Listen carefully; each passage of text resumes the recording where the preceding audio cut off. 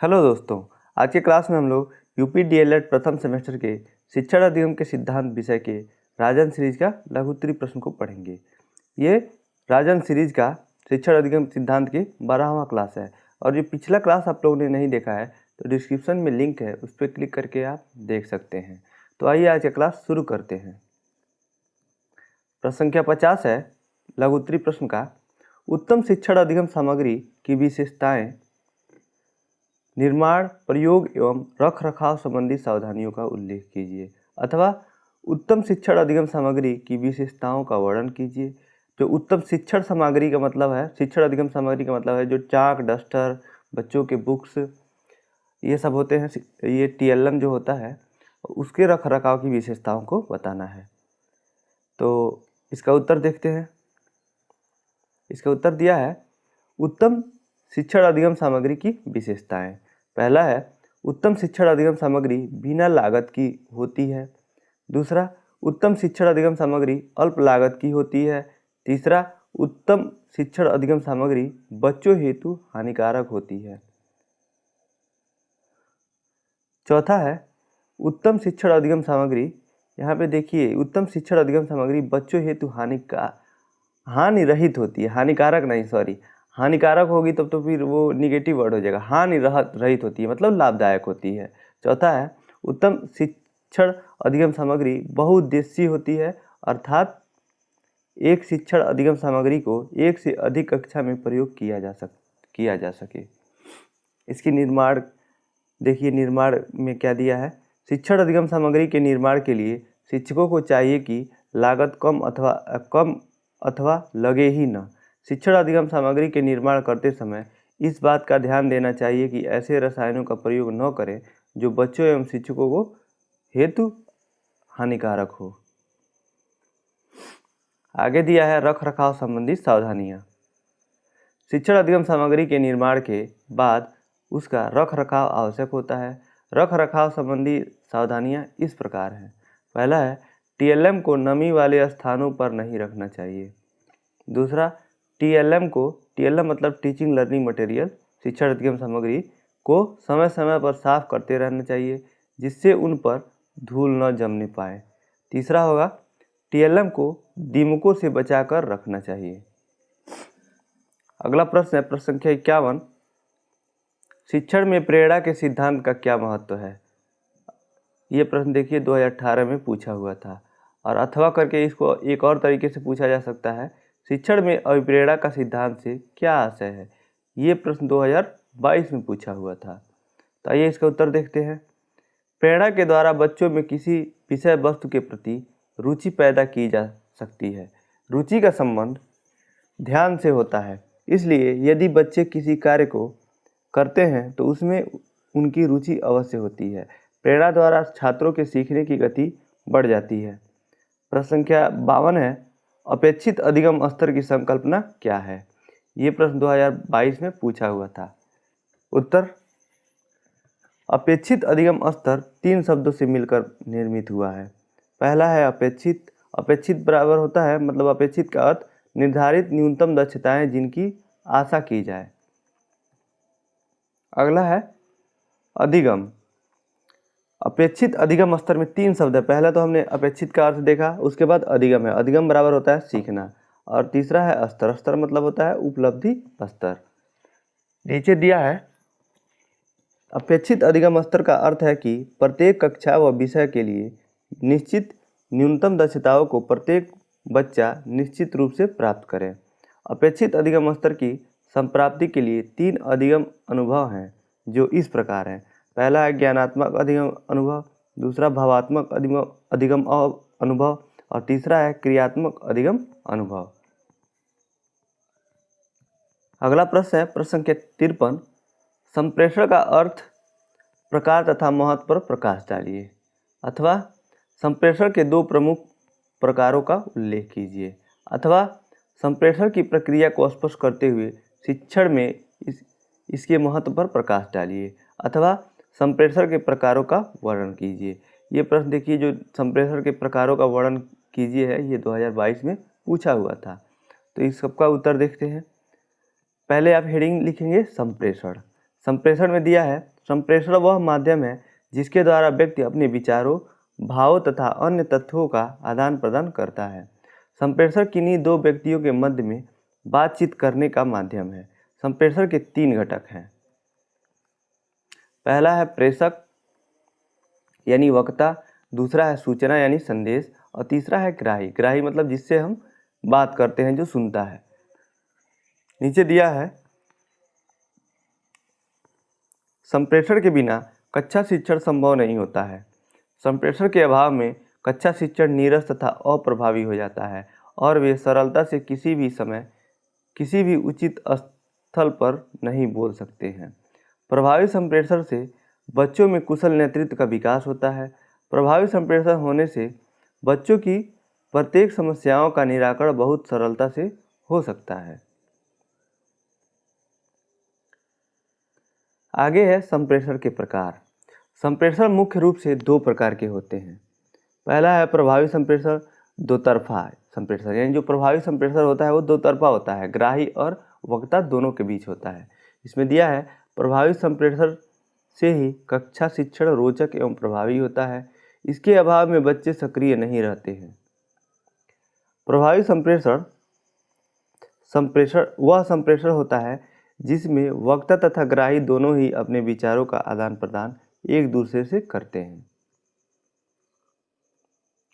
देखिए नीचे दिया हुआ है, ये वक्ता है, इधर तीर लगाया है ग्राही की तरफ और ग्राही से तीर लगा है वक्ता की तरफ, यानी जो वक्ता सूचना यानी विचार ग्राही को देगा और ग्राही जिज्ञासा यानी जवाब देता है वक्ता को, यानी ये 2 तरफा संप्रेषण है, इसमें दोनों शामिल हैं। दूसरा है अप्रभावी संप्रेषण, एक तरफा संप्रेषण।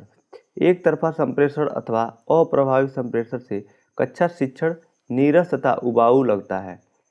वह संप्रेषण जिसमें केवल वक्ता अपने विचारों को ग्राही तक पहुंचाता है अप्रभावी संप्रेषण कहलाता है।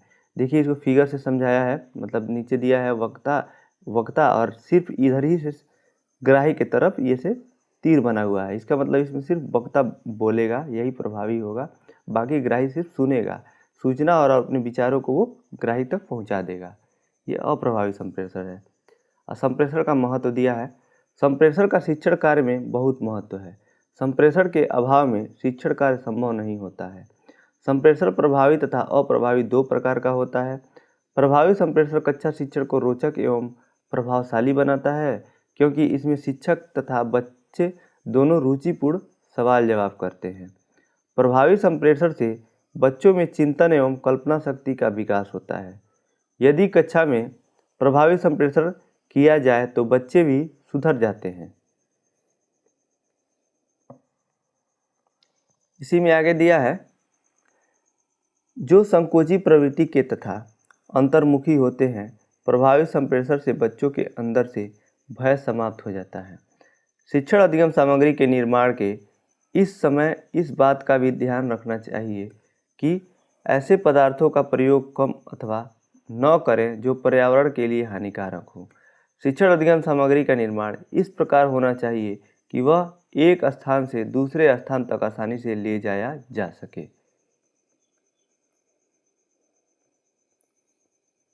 प्रश्न संख्या 54 है, क्रियाशीलता के सिद्धांतों की विवेचना कीजिए। ये प्रश्न 2022 में पूछा हुआ था। उत्तर, इसके निम्नलिखित सिद्धांत हैं, यानी क्रियाशीलता के सिद्धांत के निम्नलिखित सिद्धांत हैं क्रियाशीलता के। पहला है, क्रियापरक विधि आत्म स्वतंत्रता के सिद्धांत पर आधारित है। इसके अनुसार आत्म स्वतंत्रता की प्राप्ति हेतु आत्म क्रिया करना जरूरी है। दूसरा है, इस विधि में छात्र का सर्वांगीण विकास उसकी स्वयं की क्रिया द्वारा ही होता है। तीसरा है, यह विधि मनोवैज्ञानिक सिद्धांत पर आधारित है। यह विद्यार्थी की क्रिया, चेतना के चिंतनात्मक रुचि, संकल्पना तथा निर्णय तीनों स्तरों को प्रभावित करती है। चौथा है, इस विधि से छात्र सहज प्रवृत्तियों की ओर अप्रेरित होकर ज्ञान प्राप्त करते हैं। पांचवा है, यह विधि अंतर्निहित क्रिया के सिद्धांत को प्रतिपादित करती है। इसके अनुसार सभी प्राणियों में एक स्थान आंतरिक क्रिया चलती रहती है जिसे वे अभिव्यक्ति करना चाहते हैं। प्रश्न संख्या 55 है, शिक्षण एवं प्रशिक्षण में अंतर बताइए। ये प्रश्न देखिए लगातार 2 सालों में पूछा हुआ है, यानी 22 में भी पूछा हुआ है, फिर से वही प्रश्न रिपीट हो गया है 23 में भी। उत्तर तुलना के आधार पे। अब इधर चार्ट बना है, चार्ट बनाएंगे, पहले कॉलम में लिखेंगे तुलना मतलब अर्थ, ये तुलना के आधार पे उनमें विभेद किया गया है, और एक तरफ लिखेंगे शिक्षण और दूसरी तरफ है प्रशिक्षण, इन दोनों में अंतर है, अंतर को ही तो बताना है। तो दोनों ये चार्ट बनाएंगे आप। पहले में तुलना के आधार पे इसका अर्थ क्या होता है, मतलब शिक्षण और प्रशिक्षण का। तो शिक्षण का अर्थ होता है, इसमें दिया है, शिक्षण एक शैक्षणिक गतिविधि है जिसमें एक शिक्षक किसी दिए गए विषय पर छात्र को भविष्य की चुनौतियों के लिए उसे तैयार करने के लिए ज्ञान और अवधारणाओं को प्रदान करता है। और प्रशिक्षण है, इसका जो अर्थ है, प्रशिक्षण एक सीखने की प्रक्रिया है जिसमें एक व्यक्ति को शिक्षिका के प्रदर्शन में सुधार के लिए एक विशिष्ट कौशल, नौकरी से संबंधित किसी विशेषज्ञ या विशेषज्ञ द्वारा निर्देश और दिशा निर्देश दिए जाते हैं। दूसरा है पहुंच के आधार पर दोनों में क्या अंतर है शिक्षण और प्रशिक्षण में। तो जो शिक्षण होता है सैद्धांतिक होता है और जो प्रशिक्षण होता है व्यवहारिक होता है। और यह क्या है, यानी शिक्षण और प्रशिक्षण, छात्रों को नए ज्ञान का प्रावधान, यानी बच्चों को नए ज्ञान का देना, उसको शिक्षण कहते हैं। और शिक्षार्थियों के मौजूदा ज्ञान का अनुप्रयोग एक विशिष्ट तरीके से करना प्रशिक्षण में सिखाया जाता है। और जोर किस पे दिया जाता है शिक्षण और प्रशिक्षण में? शिक्षण में दिया है शिक्षा, ज्ञान और विभिन्न क्षेत्रों में ज्ञान की चौड़ाई, यानी ज्ञान की वृद्धि करना है शिक्षण का अर्थ होता है, इस पे जोर दिया जाता है। और प्रशिक्षण में कौशल और क्षमताएं, किसी विशेष क्षेत्र में गहराई से ज्ञान, मतलब इसमें हम लोग शोध सिखाते हैं प्रशिक्षण में, और उसमें कौशल पहले से सीखे हुए को उसमें और उसको उसकी क्षमताएं और कौशल को बढ़ावा दिया जाता है प्रशिक्षण में। वातावरण में है, वातावरण जो कंडीशन है इसमें है शिक्षण में कक्षा का वातावरण और प्रशिक्षण में काम का माहौल या कक्षा का वातावरण। तो ये सारे डिफरेंसेस हैं अलग अलग, ये जो दिया है तुलना के आधार पर, मतलब तुलना दोनों में किया है शिक्षण और प्रशिक्षण में। तो इसको हम लोगों ने पढ़ा। अगला प्रश्न है प्रश्न संख्या 56, उपचारात्मक शिक्षण को स्पष्ट करें। ये भी प्रश्न देखिए 2022 में पूछा हुआ था। उत्तर उपचारात्मक शिक्षण, रेमेडियल टीचिंग। उपचारात्मक शिक्षण शब्द नवीन हो सकता है किंतु उसकी प्रक्रिया बहुत पहले से ही चल रही है, क्योंकि जीवन का कोई भी क्षेत्र ऐसा नहीं है जहां कठिनाइयां न आती हों। पुराने समय से ही शिक्षक छात्रों को सीखने संबंधी कठिनाइयां दूर करते रहे हैं और उचित दिशा में उनका मार्गदर्शन करते आए हैं। आज उपचारात्मक शब्द चिकित्सा शास्त्र से लिया गया है। जिस प्रकार कोई चिकित्सक लोगों की बीमारियों का उपचार करके उन्हें स्वस्थ करने का प्रयत्न करता है, उसी प्रकार एक शिक्षक विद्यार्थियों की अधिगम संबंधी त्रुटियों को दूर करके उसके अर्जित ज्ञान को उचित दिशा प्रदान करता है। पहला दिया इसमें योकम एवं सिम्पसन। योकम एवं सिम्पसन के अनुसार उपचारात्मक शिक्षण उस विधि को खोजने की चेष्टा करता है जो छात्र को अपनी कुशलता या विचार की त्रुटियों को दूर करने में सफलता प्रदान करे। दूसरा है जो परिभाषा है वो सिम्पसन, जॉन्स एवं ब्लेयर ने दिया था। तो सिम्पसन, जॉन एंड ब्लेयर के अनुसार क्या है, उपचारात्मक शिक्षण संक्षेप में कहे तो श्रेष्ठ शिक्षण है जो छात्रों को अपनी वास्तविक स्थिति का ज्ञान कराता है और उसे अपनी कमजोरियों के क्षेत्र में अधिक कुशलता की ओर अग्रसर करता है। ये उपचारात्मक शिक्षण का परिभाषा सिम्पसन, जॉन्स एवं ब्लेयर ने दिया था।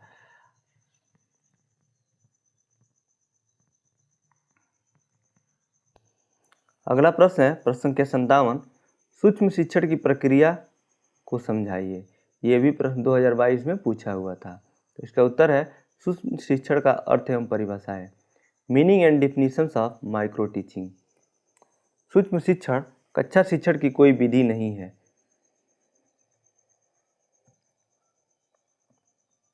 यह शिक्षक प्रशिक्षण की एक प्रयोगशाली एवं विश्लेषण करने की तकनीक है।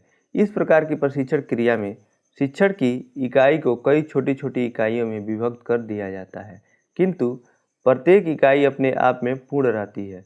सूक्ष्म शिक्षण छात्राध्यापक हेतु एक प्रशिक्षण है जिसमें सामान्य कक्षाध्यापन की जटिलताओं को कम किया जाता है। जटिल शिक्षण कौशल को आसान घटक शिक्षण कौशल में विश्लेषित किया जाता है। एक समय में एक कौशल लेकर 5 या 10 मिनट की पाठ योजना तैयार की जाती है। इस पाठ को सूक्ष्म कक्षा जिसे 5 से 10 छात्र होते हैं उसमें पढ़ाया जाता है। इस विधि में वास्तविक एवं सामान्य शिक्षण प्रक्रिया की जटिलताओं को निम्नलिखित प्रकार से कम किया जाता है।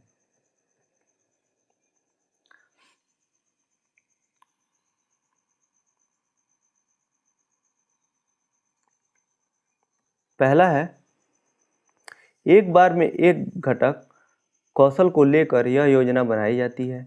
वह है दूसरा, पाठ्य वस्तु को एक इकाई तक सीमित रखा जाता है। तीसरा है, कक्षा में छात्रों की संख्या घटाकर 5 से 10 छात्र किया जाता है। और द है, पाठ अवधि 5 से 10 मिनट का बनाकर सूक्ष्म किया जाता है। मतलब सूक्ष्म शिक्षण में बहुत एक छोटे सी इकाई को लेके बहुत कम बच्चों को लेके 5 से 10 मिनट का एक शिक्षण कार्य किया जाता है। इसी को सूक्ष्म शिक्षण कहते हैं। पहला है, देखिए यहाँ पे ये परिभाषा दिया है सूक्ष्म शिक्षण का। डी एलन एवं के रियान के अनुसार डी एलन एवं के रियान ने सूक्ष्म शिक्षण को निम्नलिखित शब्दों में परिभाषित किया। अब इनकी परिभाषा क्या है, पढ़ते हैं। सूक्ष्म शिक्षण प्रशिक्षण से संबंधित एक प्रत्यय है जिसका प्रयोग सेवारत एवं सेवापूर्व स्थितियों में शिक्षकों के व्यावसायिक विकास के लिए किया जा सकता है। सूक्ष्म शिक्षण शिक्षकों को शिक्षण के अभ्यास के लिए एक ऐसी स्थिति प्रदान करता है जो कक्षा कक्ष की सामान्य जटिलताओं को कम कर देता है और जिसमें शिक्षक बहुत बड़ी मात्रा में अपने शिक्षण व्यवहार के प्रति पुष्टि प्रदान करता है। सूक्ष्म शिक्षण का गहन अर्थ भी हो सकता है क्योंकि सूक्ष्म शिक्षण में कौशल को सूक्ष्म इकाइयों में विभाजित करके प्रत्येक में सूक्ष्मता से प्रशिक्षण दिया जाता है। दूसरा परिभाषा दिया था किसने, देखिए बीएम शोर के अनुसार।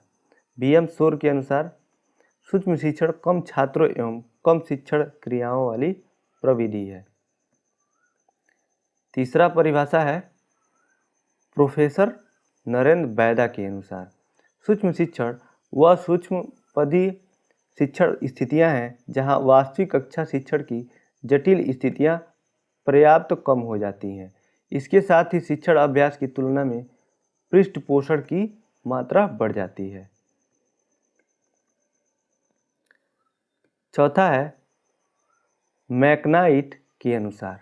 चौथा परिभाषा मैकनाइट के अनुसार सूक्ष्म शिक्षण वह सूक्ष्म पदीय शिक्षण परिस्थितियां हैं जिनका आयोजन पुराने कौशलों के सुधार एवं नवीन कौशलों के विकास के लिए किया जाता है। पांचवा है, बुच ने सूक्ष्म शिक्षण की परिभाषा इस प्रकार दी है। यह एक अध्यापक शिक्षा की एक प्रविधि है। इसमें सुनिश्चित शिक्षण कौशल के अभ्यास के लिए अवसर दिया जाता है। 5 से 10 मिनट शिक्षण के लिए पाठ योजना तैयार करता है और वास्तविक कक्षा के लघु रूप को पढ़ाता है। शिक्षण कौशल के सुधार एवं विकास के लिए पृष्ठपोषण दिया जाता है। पृष्ठपोषण मतलब होता है फीडबैक, कि कैसा शिक्षण कार्य हुआ वो बच्चों से पूछा जाता है, फीडबैक लिया जाता है। या इसका जो अगला हेडिंग है सूक्ष्म शिक्षण प्रक्रिया के सिद्धांत, principles of micro teaching process. इसमें दिया है सूक्ष्म शिक्षण प्रक्रिया के निम्न मूलभूत सिद्धांत निम्नलिखित हैं। पहला है, शिक्षण एक जटिल कौशल है जिसे सरल कौशलों में विश्लेषित किया जा सकता है। दूसरा है, सूक्ष्म शिक्षण वास्तविक कौशल है। तीसरा, सरल शिक्षण परिवेश में एक एक घटक शिक्षण कौशलों को लेकर उन पर कुशलता अर्जित की जा सकती है। चौथा है पृष्ठपोषण सहित प्रशिक्षण कौशल कुशलता में सहायक होता है। पांचवा है सूक्ष्म शिक्षण में एक समय में किसी एक कौशल के प्रशिक्षण पर ही जोर दिया जाता है। वास्तविक शिक्षण करते समय उन्हें मिलाया जा सकता है। छठवां कौशल प्रशिक्षण वास्तविक शिक्षण में बदला जा सकता है। अगला प्रश्न है प्रश्न संख्या 58, बहुक्षेत्रीय शिक्षण में से क्या अभिप्राय है। ये प्रश्न 2022 में पूछा हुआ था। उत्तर, इस वैज्ञानिक युग में प्रत्येक क्षेत्र में विकास की प्रक्रिया प्रशस्त हो रही है, लेकिन जितना विकास हो रहा है उतना ही नई समस्याएं जन्म ले रही हैं, चाहे वह सामाजिक क्षेत्र हो, राजनीतिक या फिर शिक्षण का क्षेत्र हो। वर्तमान समय में शिक्षण के क्षेत्र में भी अनेक समस्याएं उत्पन्न हो रही हैं, जिससे छात्रों की शिक्षण व्यवस्था उपयुक्त ढंग से नहीं हो पा रही है। इसी प्रकार एक समस्या है विद्यालयों में पढ़ते छात्र एवं अध्यापकों की घटती संख्या। अधिकतर प्राथमिक विद्यालयों में यह देखा जाता है कि 1 से 5 तक कक्षाएं चल रही हैं, लेकिन वहां शिक्षकों की संख्या 1 या 2 से अधिक नहीं होती। ऐसी स्थिति में शिक्षण हो पाना संभव नहीं है। इस समस्या के समाधान हेतु बहुश्रेणी शिक्षण विधा का जन्म हुआ है। बहुस्तरीय शिक्षण विधि का अर्थ, meaning of multi step teaching. बहुश्रेणी शिक्षण विधि का तात्पर्य एक ऐसे शिक्षण से है जिसमें शिक्षक 2 अथवा 2 से अधिक कक्षाओं के छात्राओं को एक साथ बैठाकर उनकी व्यक्तिगत रुचियों, इंडिविजुअल इंटरेस्ट, भिन्नता, उपलब्धि, अभिरुचि, मानसिक परिपक्वता को ध्यान में रखकर शिक्षण कार्य करता है, जिसके फलस्वरूप सभी छात्र अध्ययनरत रहते हैं तथा अनुशासन बना रहता है।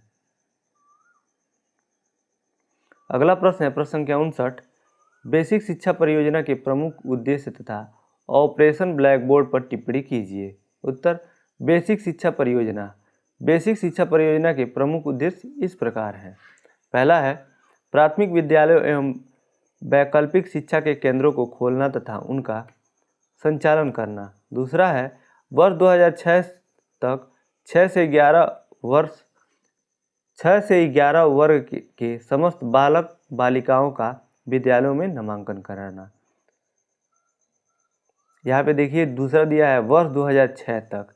ये पहले का लिखा हुआ है, राजन सीरीज में कॉपी पेस्ट हो गया है। ये बहुत पहले का राजन सीरीज टाइप हुआ है, बना है, उसी को यहाँ पे फिर से टाइप कर दिया गया है। 2000 ये चल रहा है 2024 और 2006 तक कैसे हो सकता है। तो ये आप यहाँ पे इस जो पॉइंट है इसको आप स्किप कर देंगे। तीसरा है लगभग 5000 की ग्रामीण क्षेत्र की आबादी पर सतत शिक्षा की सुविधा प्रदान करना। आगे जो है heading operation black board. Operation black board प्रायः विद्यालयों में न्यूनतम आवश्यक सुविधाएं सुलभ कराने की योजना है। इस योजना के अंतर्गत विद्यालयों को न्यूनतम सुविधाएं भी उपलब्ध कराई गई हैं। राष्ट्रीय शिक्षा नीति 1986 के अंतर्गत यह निर्णय लिया गया था कि प्राथमिक स्तर पर समस्त बच्चों की शिक्षा में एक रूपता हो। इसके लिए समस्त बच्चों में प्राथमिक शिक्षण अधिगम हेतु प्राथमिक शिक्षा के क्षेत्र में विद्यालय स्तर पर शिक्षा में न्यूनतम शैक्षिक सुविधाएं उपलब्ध कराने के लिए ऑपरेशन ब्लैक बोर्ड योजना लागू की है। प्रश्न संख्या 60 है अपेक्षित अधिगम स्तर की आवश्यकता क्यों है, अथवा अपेक्षित अधिगम स्तर की संप्राप्ति में अधिगम अनुभवों की क्या भूमिका है। उत्तर है अपेक्षित अधिगम स्तर की आवश्यकताएं। पहला है अपेक्षित अधिगम स्तर के होने से अध्यापक को एक लक्ष्य दिखाई देता है जिसे शिक्षक को पूर्ण करना होता है। दूसरा है अपेक्षित अधिगम स्तर से शिक्षकों को छात्रों में मूल्यांकन में सरलता होती है।